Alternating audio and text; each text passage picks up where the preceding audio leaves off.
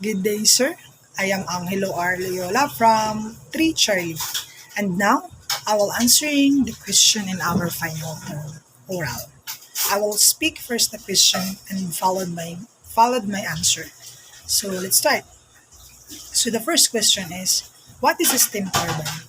Steam turbine is a device that obtain mechanical work from thermal to mechanical energy. The hot energy that supply in turbine is converted into kinetic energy by the help of the nozzle, which make the blades of the turbine rotate either impulse force or reaction force. So number two question. Differentiate the two types of turbine bleeding, which is the impulse and reaction turbine. So impulse turbine have an arrangement of ring of nozzle followed by the ring of blades. The hot steam will with high pressure will enter into the nozzle and expand the hot steam after going out to the nozzle. Since the hot steam is expanded, the pressure will become low and the volume and velocity will higher. The high velocity and volume will keep the blade impulse force or movement, while in the other hand, the reaction turbine has an arrangement of ring of fixed nozzle followed by the ring of fixed of moving blades. The attached in the casing and row of similar blades that is fitted on the rotor to produce a narrowing passage like the nozzle.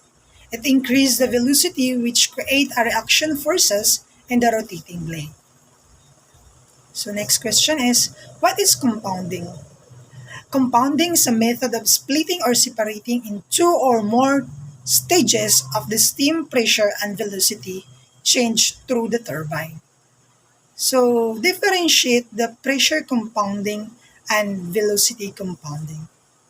So pressure compounding uses number of stages installed with nozzle and blades, reducing progressively the pressure, while the velocity compounding uses only single nozzle with several arrangement of blades on a single disc.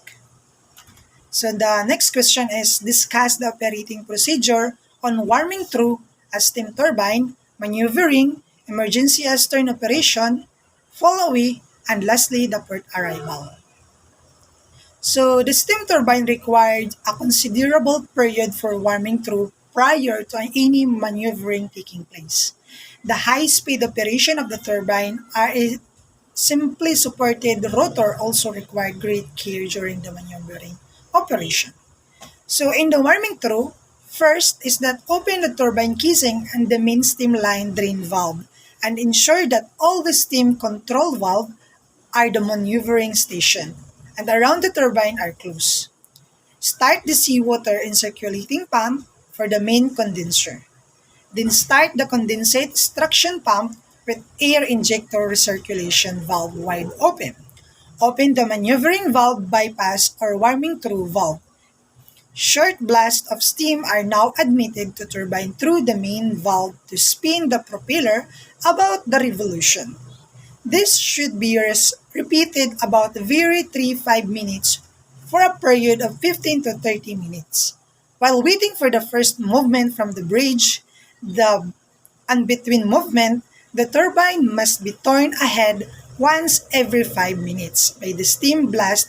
If there any delay, gland steam and vacuum should be reduced. The next is the maneuvering. Once the warm through, the turbine rotor must not remain stationary more than the few minutes at this time because the rotor could be sagged or distorted, which would lead to failure